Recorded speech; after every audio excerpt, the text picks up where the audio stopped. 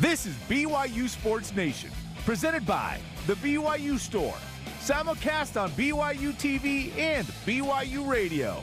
Now live from Studio C, here's Spencer Linton and Jason Shepard. BYU Sports Nation is live, your day-to-day play-by-play in Studio C, presented by the BYU Store, official outfitter of BYU fans everywhere. Wednesday, August 31st, final day of August. Wherever and however you're connected, always great to have you with us. I am Spencer Linton, teamed up alongside truck driver in training and a man who frankly wishes he was eastbound and down, Jason Shepard. Smokey and the Bandit. Great movie. Way back in the day. Way back in the day. Dating yourself, Jason? No. You know, you can go back and watch movies that are older than you know? I'm with you. I love that idea. Like, you say, like, oh, I like that movie. And like, oh, you must be super old then. There's this thing called on demand where you can watch things. Fair enough. Well, by the way, the movie people would be surprised that you've never seen. Like it's been around forever that you've never seen. That I have never seen. Think about that. Let's get back to that later on. You think about that. Yes, that's a great question. Yes, because look, eastbound and down. Obviously, we're referring to the trucker lingo. Yes. And obviously now with football season nearby, with just a couple of days, as a matter of fact, the BYU equipment truck on the way. Hal and crew on their way. You see a picture there leaving town. And I have to say, it's very exciting for me personally this morning that they are in Kansas City. Oh, they've arrived in Kansas City. They were driving through Kansas City. There's a picture of the beautiful Kansas City Temple.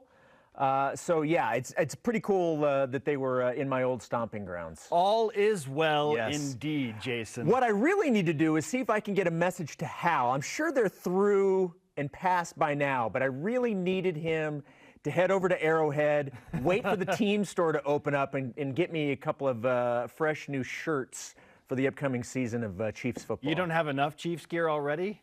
Look, can you ever have enough gear? Fair enough. Just cycle some out, right? Bring in the new stuff. Yes, the very young and freshly faced Jason Shepard needs some new Chiefs gear. And we need to introduce today's show lineup. It is loaded midweek of game week. What is an acceptable score for BYU against USF? Are you part of the just win by 1 point crowd? Or do you feel like BYU needs to go and make a statement? What's acceptable in your mind? Big 12 Conference opening negotiations with Fox and ESPN about their new deal. What does that mean for BYU and for the Big 12 versus the Pac-12 conversation? Clark Barrington, star offensive lineman for BYU, goes one-on-one in his all-access camp interview to discuss BYU preparing for the heat, humidity, and probably rain and muggy conditions. What are they doing to get ready for that? And don't forget Deep Blue with Lopini Katoa. I told you it was loaded. Bring on today's BYU Sports Nation headlines. Everyone's talking about it 3 days away from kickoff between BYU and USF in Tampa, Florida. And as we all know, the Cougars will face a familiar foe in former Baylor quarterback Gary "Don't Call Me Jerry" Bohannon. BYU head coach Kalani Sitake discussed facing the new USF signal caller. He has a really good coaching staff. You know, the head coach, Jeff Scott's a really good coach and has that Clemson background. So I'm pretty sure they're gonna find ways to give him big plays and big possibilities. We just need to limit them and then find a way to disrupt his timing. Yeah, not just a new quarterback for the Bulls, but also a new coordinator. So yes, should be very interesting coming up on Saturday. Jason, we were watching this closely. The final round of NFL cuts made yesterday. The Kansas City Chiefs, who we just talked about, not surprisingly, waived Matt Bushman. Zane Anderson was also on the waive list. The Cowboys waived James Empey. The Patriots waived NFL veteran Harvey Longy. And the Colts waived a trio of Cougars, Samson Nacua, Chris Wilcox, and Tyson Williams. Which one of those guys, if not multiple, is most likely to make a bounce back and end up on a roster? We'll discuss that later in the show. The news this morning coming out that the Big 12, and they officially announced it after reports came out earlier, that the Big 12 will begin early discussions with its multimedia partners, Fox and ESPN, on an extension of its media rights. Big 12 Commissioner Brett Yormark said, quote, It's an exciting time for collegiate athletics, and given the changing landscape, we welcome the opportunity to engage with our partners to determine if an early extension is in the best interest of all parties, end quote. Now, negotiations were originally expected to begin in early 2024, with the current deal set to expire in 2025. More on that coming up in What's Trending. In Brett Yormark, we trust. Yes. The United Soccer Coaches poll out for all to see, and the coaches have ranked BYU women's soccer number 6 following a 2-0 win at then 20th ranked Ohio State and a 2-2 draw against then number 25 Colorado. The Cougars, 2-0-1 on the season, will host Alabama. We want Bama. Yes, we want Bama. Olivia Wade on this show yesterday said, I want Bama. Okay, Bama is 3 spots out of the top 25. Pretty good team coming into Southfield tomorrow night, 9 Eastern on BYU TV and BYU Radio. Women's soccer captain Jamie Shepard was named to the College Soccer News National Team of the Week. Shepard leads the team in goals, having scored 3 of BYU's 5 goals on the season. BYU men's cross country ranked number 2 in the Mountain region behind perennial power Northern Arizona. The women ranked 3rd behind New Mexico and Colorado. The coaches poll will be released later today. Women's volleyball ranked 7th in the latest AVCA coaches poll. The Cougars will host the BYU Nike Invitational this weekend, beginning tomorrow night at 9 Eastern against Utah State. BYU will host Cincinnati on Friday and 10th ranked Pitt on Saturday. You can watch all 3 matches live on BYU TV and the BYU TV app. So when the cross-country polls come out later today, I fully anticipate BYU will have 4 currently ranked teams in their respective top 10s. Let's go. Let's go. Pretty good. It's pretty good. All rise and shout. It's time for What's Trending. You're talking about it, and so are we. It's What's Trending on BYU Sports Nation. What's Trending, presented by Bodyguards, protection for a life worth living. Learn more at bodyguards.com. As we just mentioned, the Big 12 Conference has opened negotiations with Fox and ESPN, their TV partners, to explore the new contract for the new Big 12. Now, many didn't anticipate this happening until next summer, Jason, but Brett Yormark and the Big 12 want to get a head start on this and certainly want to discuss things while the Pac-12 has opened up their discussions, just probably to see kind of where those monetary values rank. In fact, the Big 12 Conference tweeted out the following to make it official. The Big 12 announces it will be entering into discussions with its multimedia partners to explore an accelerated extension of its current agreements. Pete Thamel added, this could potentially mitigate one of the Pac-12's advantages in the marketplace. Yormark is doing what he should be doing, trying to gain an advantage. Max Olson, Big 12 insider, added, makes a lot of sense for ESPN and Fox to get this started early so they can understand the full landscape. The Pac-12 and Big 12 are the only Power 5 leagues on the market in the next 5 years. Okay, Jason, now that we've read through those tweets, you've got some perspective. What does it mean for the Big 12 to open up their media negotiations at this point? A couple of things. First and foremost, whether this results in any sort of extension or anything like that, this is mostly a fact-finding mission. And we saw this, over a month ago with the Pac-12, who, and they, were touting the fact that they were first to market. They had the exclusive negotiating rights because nobody else was negotiating with their media partners. So we kind of got to see what this looks like a little bit watching them go through this. But make no mistake, this is also a play by the Big 12 to muddy the waters, so to speak, and not allow the Pac-12 to have exclusivity in terms of dealing with their multimedia partners. The Big 12 now comes in and starts to get some of that attention from Fox, some of that attention from ESPN. And now, as I mentioned, a fact-finding mission, you find out where the 2 media partners feel the Big 12 is.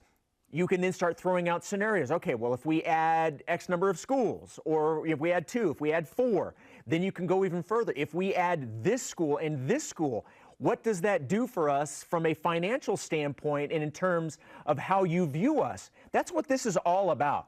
Even if they don't come to an agreement, this is a really important step in just finding out where Fox and ESPN view the Big 12. The word of the day in regard to this topic is proactive. Yep. Yes, and why would we believe that Brett Yormark, who said in expansion talks, we're open for business, wouldn't be open for business to accelerate this contract right now. Yes, this is exactly what the Big 12 should be doing right now.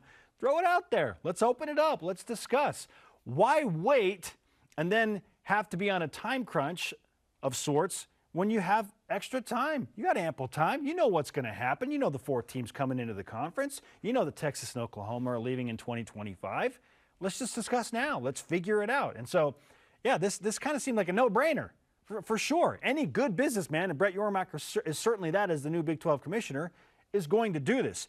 Now, what this is not, Jason, and I've seen this kind of leak out on social media this morning, this is not a guarantee that the Big 12 Conference is surely looking to expand and add teams. Of course not. It's not the guarantee. Like, media rights and expansion can be exclusive from each other. Okay? They don't have to go together. So this is not saying, oh, Big 12 is accelerating this because they want to expand and they want more money. No, certainly that's in their minds. It's potentially part of the conversation. It's one of the options. Yeah, but it's not a guarantee that, oh, here we go. They're going to add teams for sure. It is not that. This is just a good business move. All right, let's turn our focus to the actual game coming up on Saturday, BYU and South Florida. And it's in how many days? Countdown to the Bulls. 3 days away. Three days away. Trey Bien, 3 days BYU away. football back in action. And this was pretty interesting. Bill Connolly's SP Plus projections for week 1 has BYU beating USF by a final score of 37-20. So I'm doing the math. So a 17-point victory. It's fine. Jerem's not here. It's fine. It's fine. So a 37-20 final score.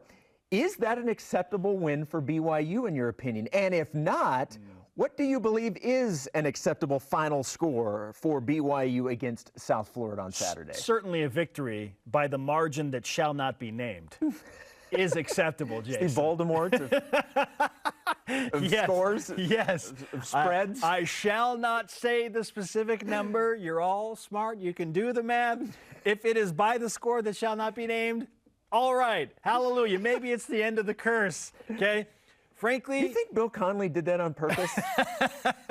Is he sticking it to BYU? Bill has been on the show multiple times. We're kidding, Bill. of course. Great We're guy. kidding. No, this is purely a mathematical formula that just so happens to have BYU winning by that specific margin.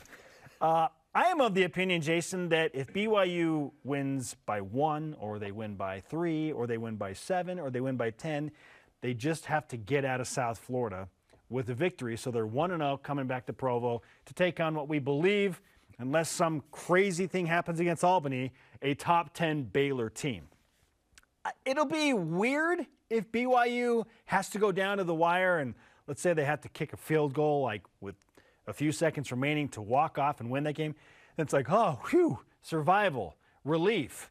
And then we're like, oh, man, BYU maybe didn't play as well as we thought they were going to play, and there might be additional concerns going into Baylor. So, like, I'm okay with just any win, but I am not ignorant of the idea that if BYU has to go down to the wire at USF, that there won't be some significant concerns that are rising. Because frankly, if BYU is a top 25 team, Jason, it should not be a 1-point game. It shouldn't be. Yeah. And they are a 12-point favorite, give or take, depending on which line you're looking at in Las Vegas. If BYU wins by 1, then, yeah, it's going to bring up some question marks. Like, if they're as good as we think they are, it should not be this close. So for me, I am hoping for at least a 2-score win, which would mean 9 points or more. Spencer, my friend, I am a simple man. Okay. Not really, but for the purposes of this conversation, let's just run with it. All I want is a victory. That's all I want. So you and I are on the same page with that. At the end of the day, if BYU comes out with a victory, I'm going to be happy, and I'm going to be able to go on with my Saturday feeling pretty good. Yeah. But I'm with you. We know how good this team should be. And so I do have higher expectations in terms of what I want to see, certainly on the offensive side of the football. So, yeah, I would love to have a score that shall not be named final, spread. That would be awesome, you know? And quite frankly, I think it's very possible. Yeah, yeah. With what we know of this team. So, yeah, I'm going to be happy with any victory as long as it's a win, which we all are expecting in this game. But because of what we know, yes, I do expect this to be with at least, you would think, 10 to 14 points. Right. That's kind of what you go in assuming. 2 scores. Yeah, so I'm saying 9 or more points. I'd be like, okay, this is kind of what I expected. I think South Florida is better than most people and most preseason projections are saying that South Florida should be. You cannot overlook an opponent, especially game 1.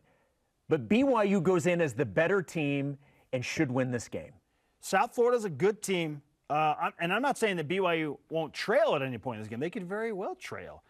However, we talked with Trevor Matich earlier this week, and he said, look, establishing a lead early is going to be critical, especially in a game where heat, humidity, and probably some rain on and off, if not a steady downpour during the game, is going to be a factor. That's the thing that we have no control over. BYU, South Florida, they have no control over what the weather's going to be. And frankly, if it's like a deluge and like there's these late summer storms coming in, it's the rainy season in Florida. Maybe it's you. If that Your happens, trip to New York, rain. You're going to Florida, expected rain. Are we sure it's not you that's came back to Utah, it was raining.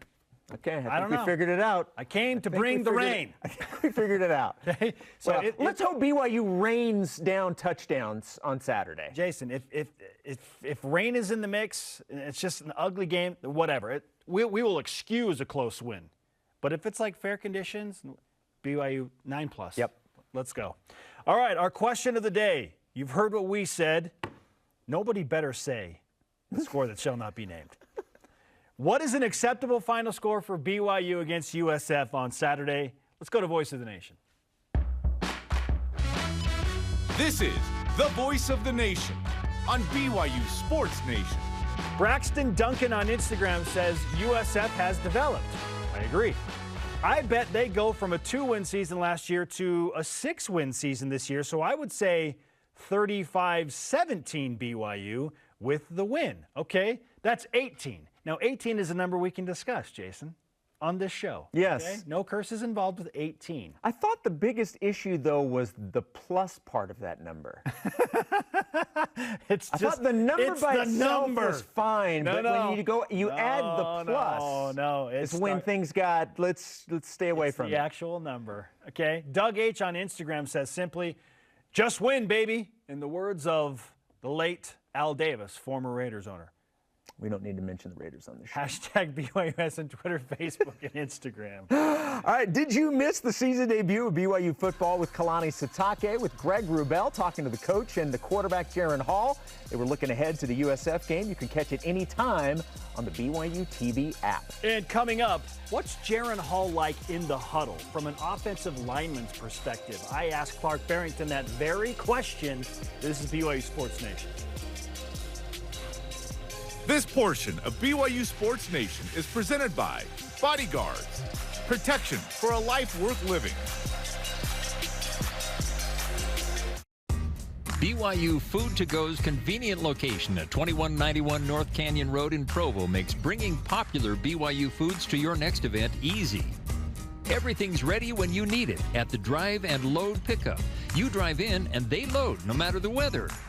And stop in the on-site creamery for great BYU chocolate milk and ice cream. BYU Food to Go, bringing campus to your table. Call for details, 801-422-5001. Football in Utah is all about the rivalries. Red, woo, quarterback, wide out, rewards. Wait, what? My style, checking rewards. My style, right. For Mountain America's My Style Checking, it's all about the benefits. Loan discounts.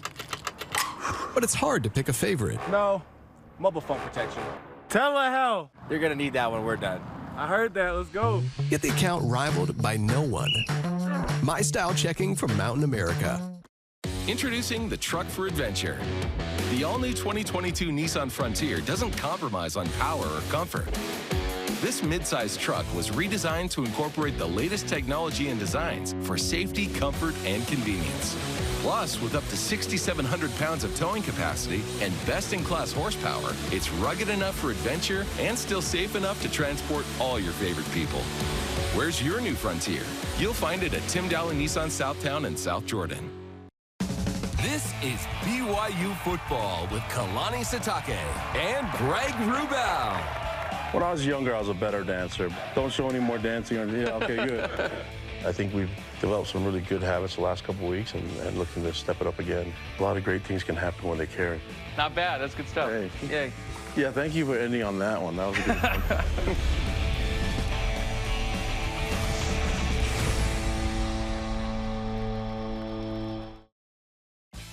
BYU Sports Nation is presented by the BYU Store, official outfitter of BYU fans everywhere. We are live in Studio C. This is your day-to-day BYU Sports play-by-play. I am Spencer Linton alongside Jerem Jordan. Just kidding, it's Jason Shepard. Just making sure you're paying attention. Okay. I did look down on the script to see if it was in there. I only say that because of the name, the number that shall not be discussed. Well, I almost said you were Ron Burgundy reading what was in the script, but it actually is not in the script. No. It says Jason Shepard. Well played. Well played, Dave McCann. I saw you go. Oh, my goodness. High energy today. 3 days away from BYU at USF. What's an acceptable final score? We want you to tell us. Continue to send in those responses. In the meantime, on Monday, ESPN's Trevor Mattis joined us to discuss, among other things, the BYU offensive line and just how good this offensive line could be. Take a listen. I expect to see the offensive line perform like we think they will. This offensive line is as deep and talented as I've ever seen there, and they have a chance to be one of the greatest O-lines ever to play at BYU as a group. That is quite the statement. Such high praise. From a man who was the starting center on the 1984 National Championship team here at BYU. So, I mean, there are compliments and then there are compliments, right? Well, Clark Barrington is part of this offensive line that is hoping to live up to these huge expectations. I spoke with him one-on-one, BYU Sports Nation All Access. Here is offensive lineman Clark Barrington.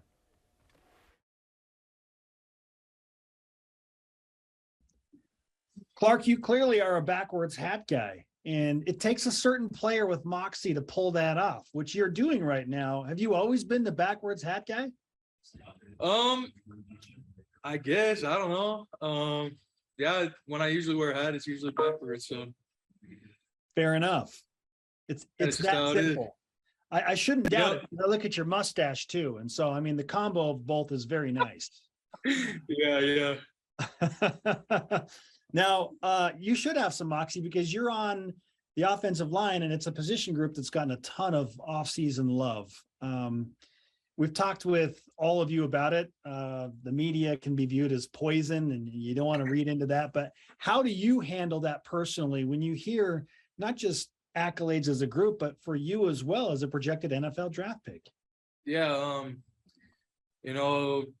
personally, and I think even just as a group, we understand that, these accolades and things, they were kind of given to us for a reason, and they're not going to be there after the season if there wasn't a reason for it as well. So, we're just keeping our minds focused on what's most important, and that's going out and playing well and playing as a unit and doing the best we can and let the awards or accolades or whatever it may be follow, and hopefully we can do that and play as well as we hope to play. So maybe it's just the responsibility of your brother Campbell to keep you humble, right?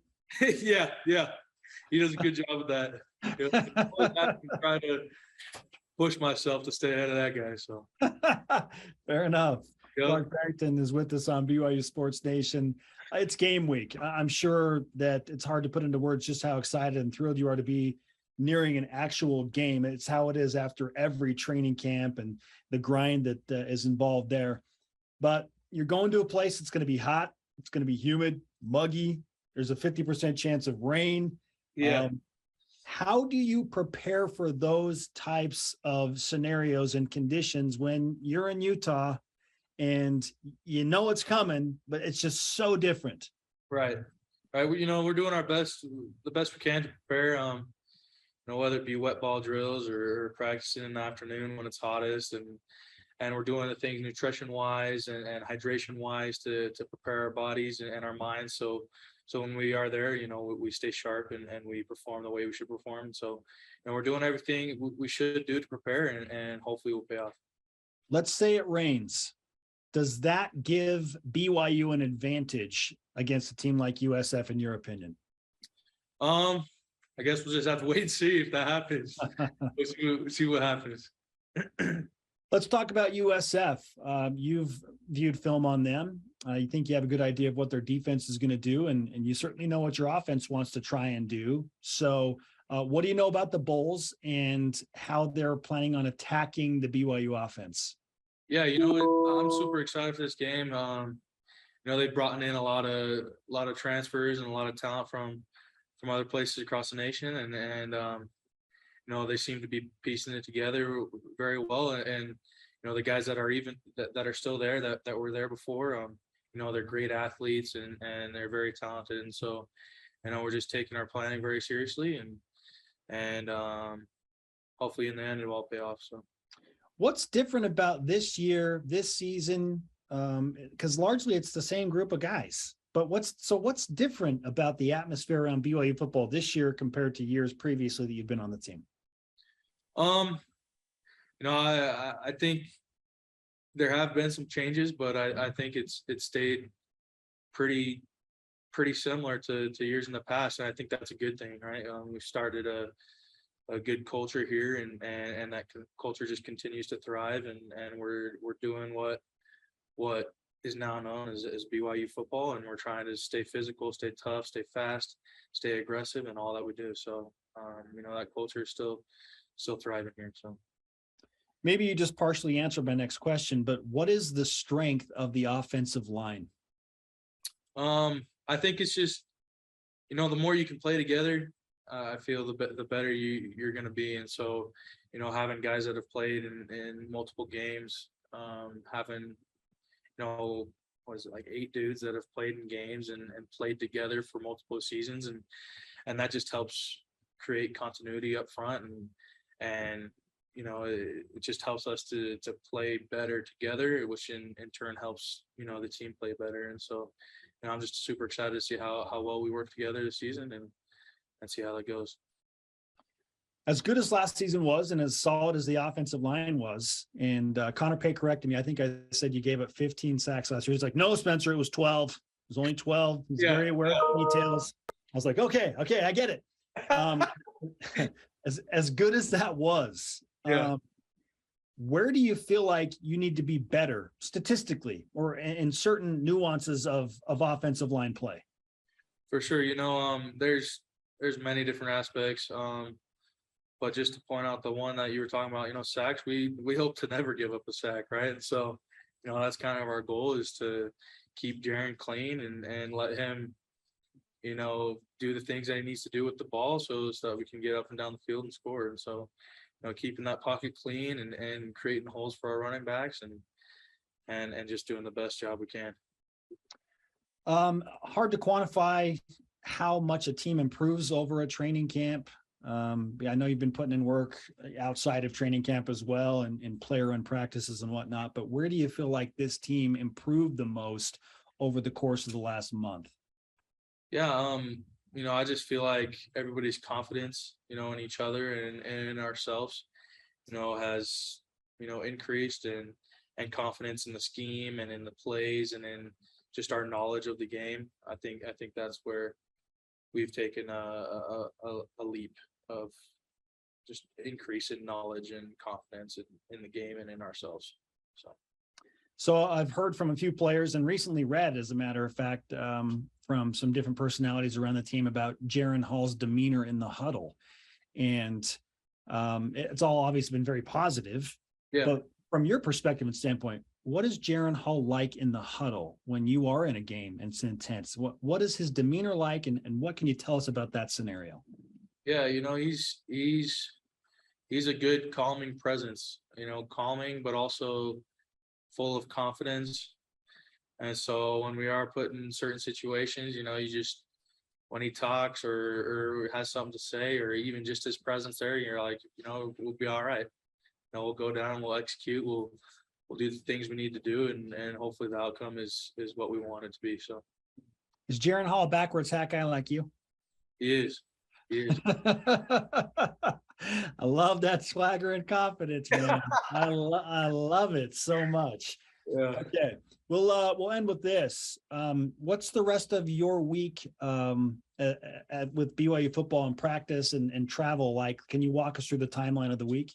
Yeah, so we have a couple practices here, and we take off and head over there Thursday morning, and we'll practice over there a couple times and prepare for the game, and so that's kind of the week for us.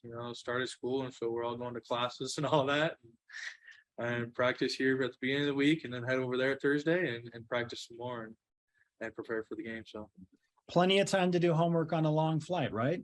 Plenty of time.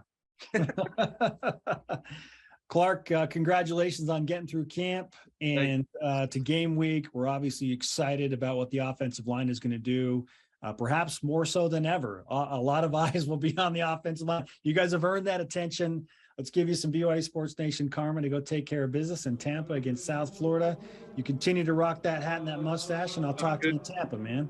Appreciate it. Thank you. Clark Barrington, very talented offensive lineman. Right now, he's a projected 3rd to 4th round pick, Jason. And if BYU has a good season, and Clark does what he did last year in terms of giving up very, very few sacks and being part of a good line, obviously that's not going to sway. If BYU has a special season, maybe he sneaks up into that day 2 conversation. He's a 2nd or 3rd round pick. Can I give some behind the scenes I would love that. Info on that interview? Okay, so that interview was done in our office. Spencer and I share an office. And I remember because I was doing football stuff that day. I was going through the press conference stuff, and you're like, do you need me to go somewhere else and do this interview, or am I good? No, you do it right there. It's fine. Okay. Not thinking that when the interview started, the way that your laptop was positioned, it was going to show the door. Yes. So as soon as you started, and about 2 or 3 minutes in, I'm like, oh no. I really need to use the restroom, but I'm stuck. I can't go anywhere because it's going to be right in the shot. An early rising shout out to Jason Shepard's bladder for holding on and not interrupting the interview. Well done. But look, the interview was important. That's what was most important. Team, that's fist bump for that. Let's go. Let's go, man. That is exactly what I'm talking about. It's a big week. Yes. Jason's ready for a big week. He's preparing for a lot of things in our office. All right, tomorrow, 6th-ranked BYU women's soccer hosting Alabama at Southfield. You can watch it live at 9 Eastern Time on the BYU TV app or listen live on the BYU radio app. See, you're going to be part of that too. And coming up, I got a question for you. If BYU has any hope of making a New Year's Six bowl game, does Jaren Hall have to be a top 10 quarterback in the nation? This is BYU Sports Nation.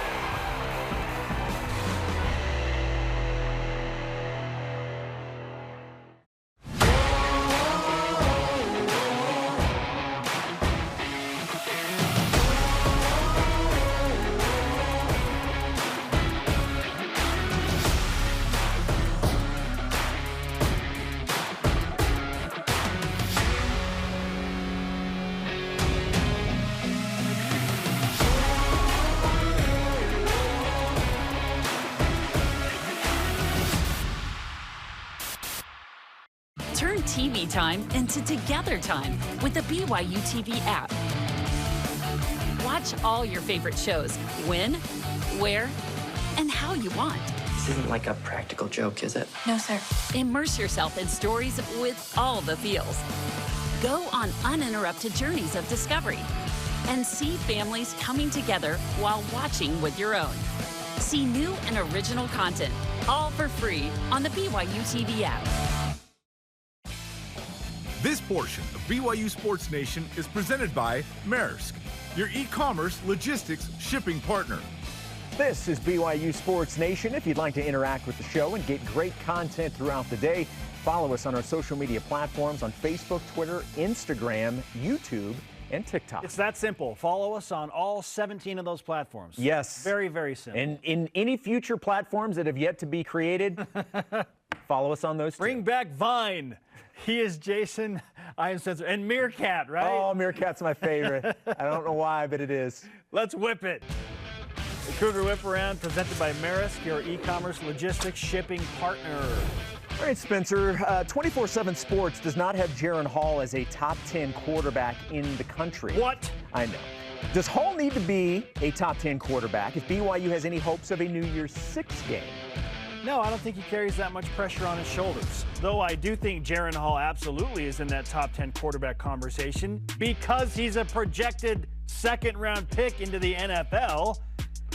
He's there, but I don't feel like, oh man, if Jaron Hall's the 11th best quarterback statistically, BYU's got no shot of a New Year's Six game. This is all about the team. This is about the offensive line. This is about all of the weapons around him staying healthy, including Chris Brooks and his fullbacks and his talented tight ends and wide receivers. Like, Jaron Hall is the biggest part of this, but if statistically he's like, 12 to 15 in the country, fine. If BYU's a good team and we think they're going to be a great team, then that is what's going to get the Cougars into a New Year's Six shot. 100%. That's what's important, and you hit on it. I don't know if he's going to have to be. I think he's certainly, we know he's more than capable of doing it, and at the end of the day, the numbers may bear that out, but does he have to be? No, I don't think he has to be with everybody that he has around him. Big Game Boomer is back on the show. He has Jacob Conover, speaking of BYU quarterbacks, ranked the 45th best backup quarterback in the nation. This is a thing now, I guess. Is Jacob Conover being docked on that list in some way, Jason, because he drives a minivan?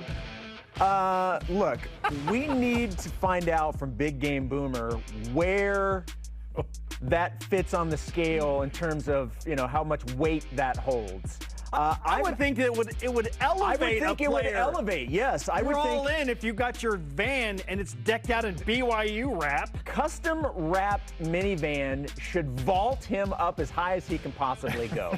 That's the way I look at it. Jacob Conover wants to be underrated. Max Hall loves this. Max and Jacob love this because they feel like he's preparing to shock people. So keep it there. All right, you mentioned this in the headlines. The cut down day in the NFL was yesterday. Had to get down to 53.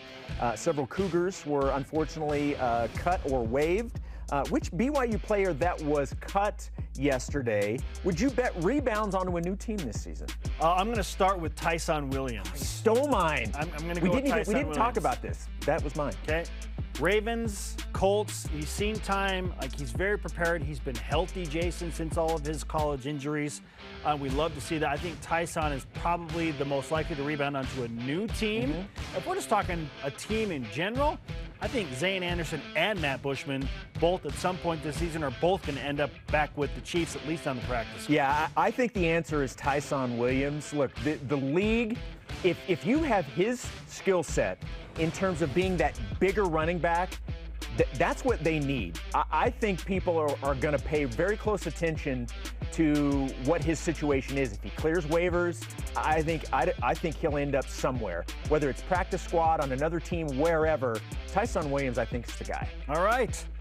And we finished with a little bit of soccer. We opened up with the soccer promo in this segment. Now we get to where BYU women's soccer is ranked currently in the United Soccer Coaches Poll, which is number 6, up 3 spots from number 9 after beating Ohio State and then tying Colorado.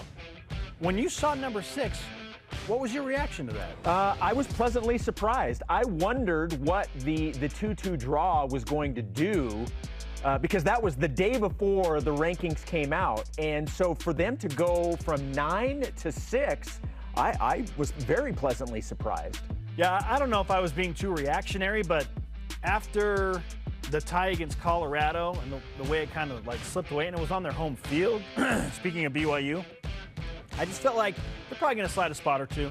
I thought maybe number 10, number 11, and that wouldn't surprise me at all. But apparently the coaches are really valuing what BYU did at Ohio State. As they should. And frankly, when you outshoot a team 42-6 and beat them 2-0 and it's a road win, okay, I get that. So maybe it does make sense for BYU to jump up a spot or two. They didn't lose to Colorado. Now Colorado's ranked number 20. North Carolina, by the way, which handed BYU that exhibition loss early, they're number 1. Well, they're the number 1 team in the country. The other thing that I really like about this, for those that thought maybe 3 was too high, I certainly thought 9 was too low for this team. I think they're about right where they should be right now. Feel like it's leveling? I think it's evening itself out a little bit. BYU's still in the top 10. Yep. Pleasantly surprised. Good for them. And 2 more big matches. You've got Alabama Thursday and then CSUN on Saturday. Business. That's right. All right, 7th-ranked BYU women's volleyball starts a busy weekend with a match tomorrow against in-state rival Utah State. You can watch the match live at 9 Eastern Time on BYU TV and the BYU TV app. And up next on BYUSN, it's the season debut of our Deep Blue segments. It all begins with Lopini Katoa. This is BYU Sports Nation.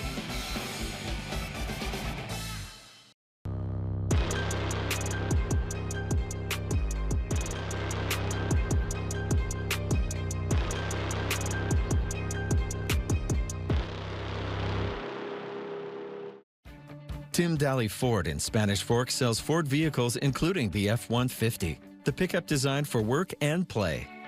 Tim Daly Ford maintains a large inventory, providing more choices for selecting an F-150 with the power and engineering to carry and tow heavy loads. The F-150's design offers comfort, safety, and a range of options to choose from. Think Ford, think Tim Daly Ford in Spanish Fork. My name is Spencer Linton. I'm from St. Louis, Missouri. During my sophomore year, I got married to my sweetheart, Mary, and there's tons of unexpected expenses when it comes to marriage. We were looking for scholarships. I found the replenishment grant, and my local alumni chapter gave me a grant to help me focus in on school. I'm so excited to, now that I've graduated, give back to those students that are coming to BYU in the future.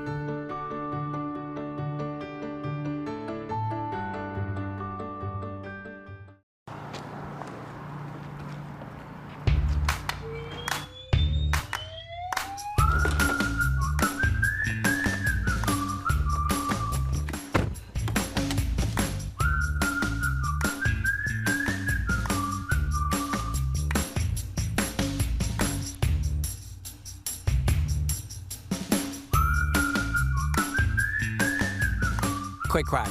Wash all you want. Don't drive dirty.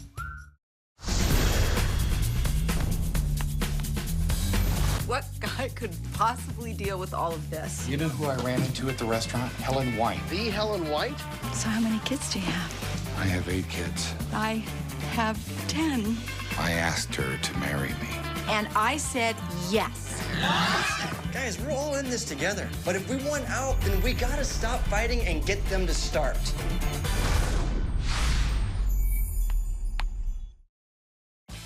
BYU Sports Nation is presented by the BYU Store, official outfitter of BYU fans everywhere.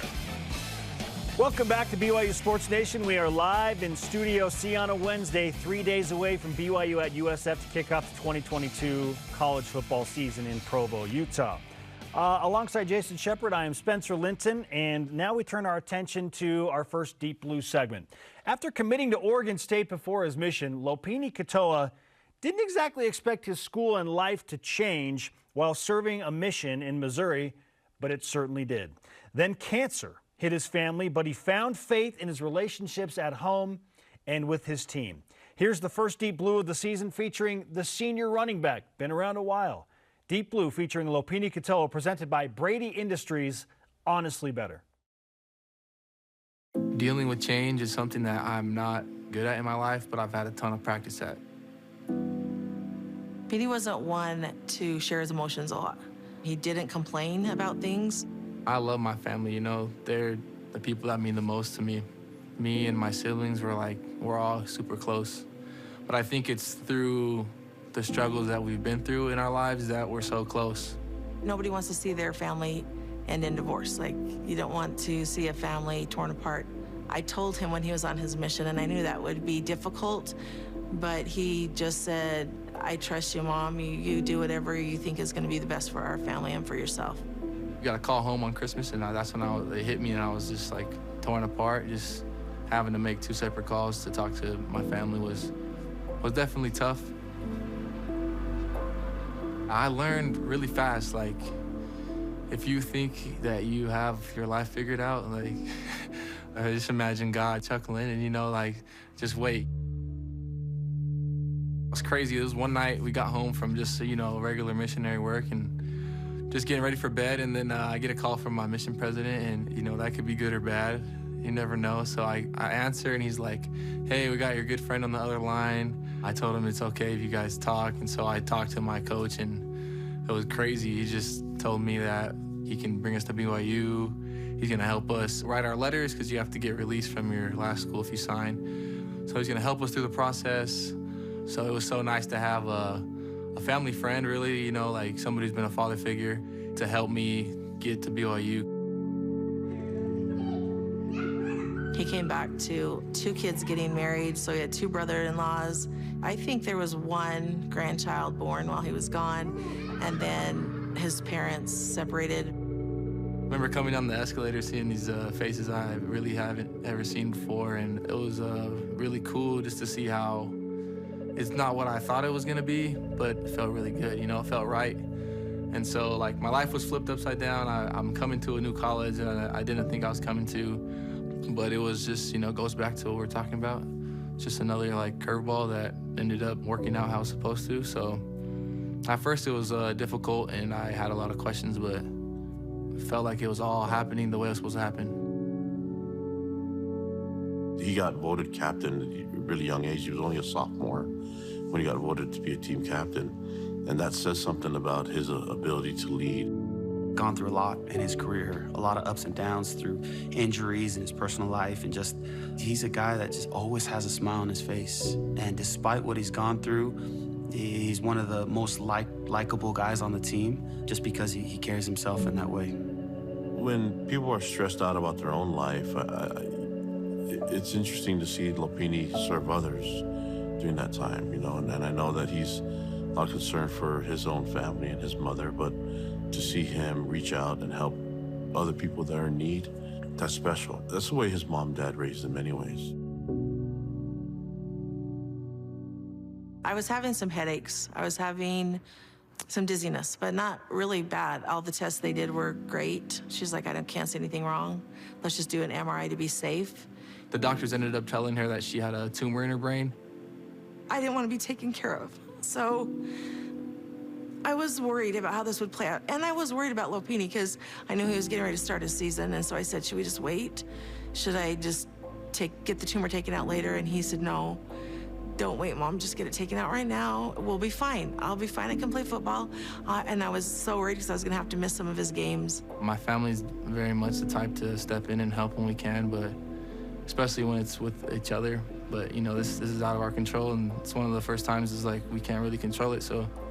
One of the practices, I just remember, like, he was having a rough day, and that was kind of when he opened up and was like, you know, some stuff at home is happening, and my mom's not doing too well right now, and it was so hard for me to be motivated to come to practice that day and to focus when my mom, you know, my #1 fan, #1 support, was struggling and trying to get back to functioning well. And that was something that definitely took a toll on me, but one good thing that did come from that experience was just how much the relationships and the people that I've met since I've been at the Y, like how real those relationships are.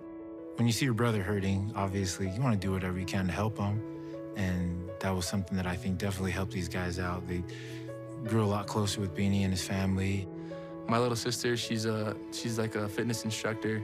Put a class together.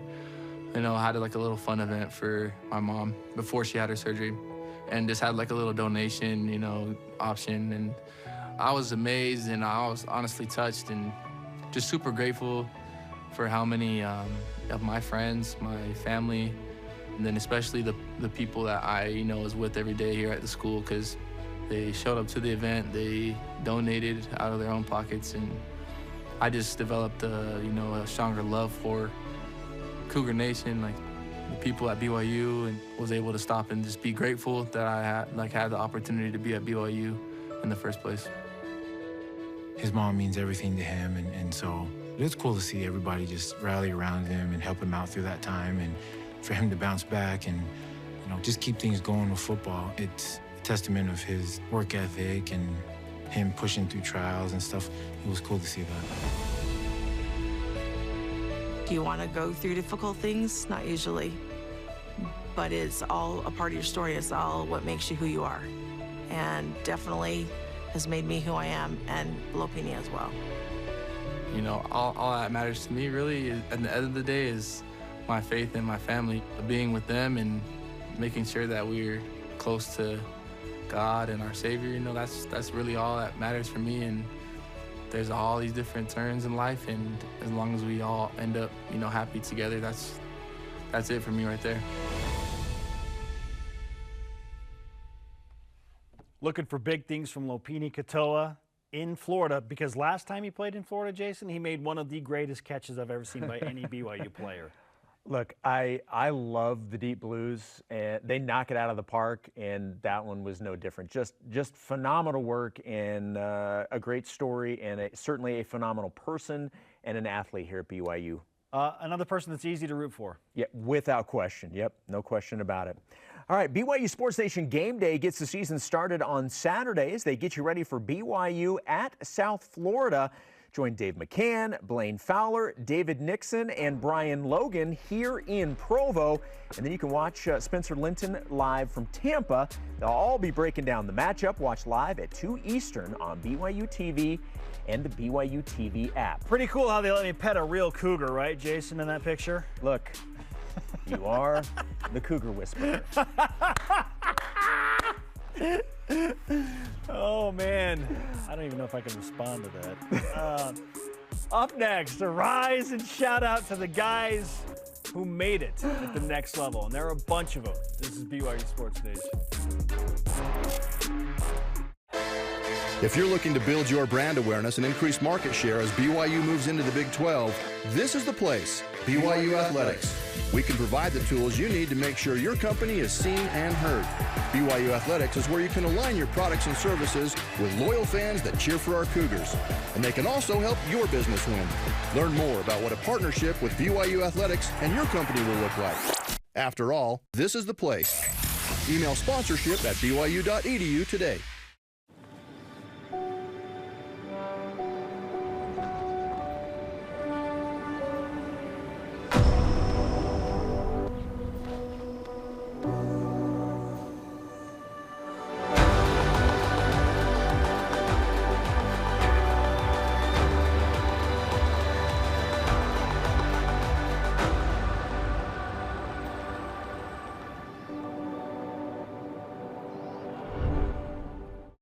Before I was a coach at BYU, or before I was even a player, I was a BYU fan. That's why BYU football exists, is because of the fans.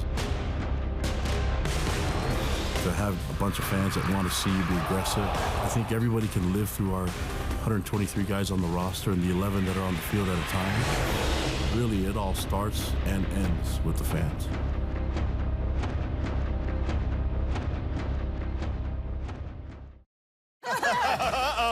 Do you not know the groom's name? I missed it on our first date, and it's way too late to ask. Whenever you experience something funny, the first thing you want to do is like share it with your loved ones. Seeing that comedy like helped us through things, like we want to use that to help other people in a way. We had one kid whose make-a-wish was to come to Studio C. It made me be like, these goofy sketches mean a lot to people.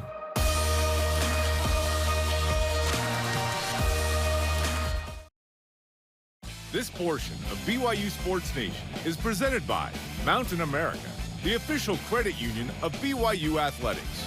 BYU Sports Nation is on demand. Download the BYU TV and BYU Radio apps today. While you're there, you can download your favorite podcast or your favorite podcast platform. While you're there, please subscribe, rate, and review.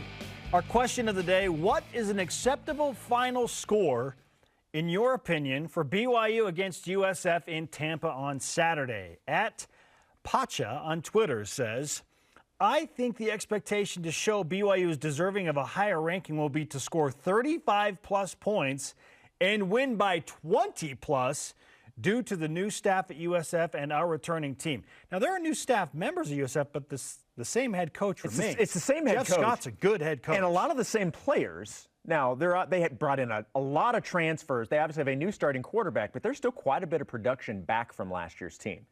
So I don't know if I buy into USF being so new because of the new additions to the staff. I'm buying more into their returning production that they have. Yes. And then the addition of Jerry Bohannon. Or is it Gary? It's Bohannon? Gary. It is Gary Bohannon, yes. Gary Bohannon. I've heard him called both, like, on and off several times. Like Parks and Rec immediately comes to mind, Gary, Jerry. I mean, it's, yeah. 35-plus. Listen, I'd be happy with 30 points. And a BYU win. That would please me in a very, yes, that would make me very, very happy. What about a final score of 37-20? Don't go there. Bill Connolly. Just don't say the margin, okay? Okay. Another response in from Granola Rhino. Apparently we're not using handles anymore. We're just using usernames, okay? Sure, why not? Okay. Granola Rhino on Twitter says, BYU win, USF loss is a perfectly acceptable score to me. See, I agree with Granola Rhino. Look, we both ultimately agree. Just get the win. That's the important part here. Our Elite Voice of the Day presented by Sundance Mountain Resort from James Cat on Instagram. 52-7, BYU needs to dominate this team, empty the stadium by the fourth quarter.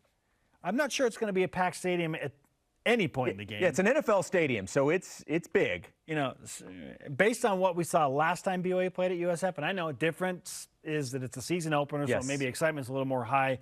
There were maybe like 16,000 fans in the stands. Will you be in the pirate ship at any point? Of course I will. Yes. Of course I will. I will go back. I've visited it before. I've toured it before. I know. I'm just asking if you're going to make a return trip to the pirate ship. Yarr. Okay. Of course I am. Nope.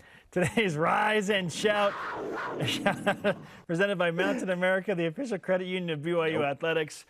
How about this, Jason, to all of the Cougars in the NFL that earned their spot on a roster? Yes, and those we hope will also find homes as well. Our thanks to today's guests, Clark Barrington, and of course, Lopini Katoa and Deep Blue. Conversation continues 24/7 on Twitter, Instagram, and Facebook. Always use hashtag BYUSN. For Jason, I am Spencer. Shout out to Jamal Willis. See you tomorrow for BYU Sports Nation. Hey, I'll be live in Florida. From the pirate ship. No.